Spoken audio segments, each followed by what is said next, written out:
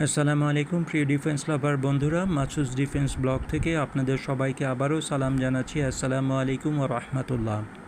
দেখুন, যুদ্ধক্ষেত্রে শত্রুপক্ষের আর্মার্ড ভেহিকল অথবা আর্মার্ড পার্সোনাল ক্যারিয়ার অথবা মাইন রেজিস্ট্যান্ট অ্যাম্বুশ প্রোটেক্টেড ভেহিকলকে ধ্বংস করার জন্য অথবা শত্রুপক্ষের ট্যাঙ্ক অথবা গোলন্দাজ বহরকে ধ্বংস করার জন্য প্রয়োজন হয় আরপিজি।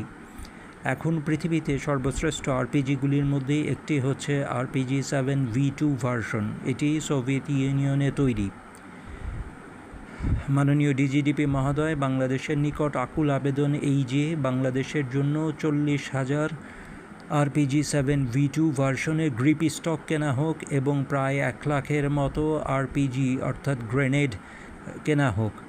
হতে পারে এই সামান্য অস্ত্রটুকু আমাদেরকে আরাকান আর্মি অথবা KNLF-এর মতো ক্ষুদ্র ক্ষুদ্র বিদ্রোহী গোষ্ঠী থেকেও অপমানজনক মৃত্যুর হাত থেকে রক্ষা করবে, অপমানজনক পরাজয়ের হাত থেকে আমাদেরকে সম্মান এনে দিবে।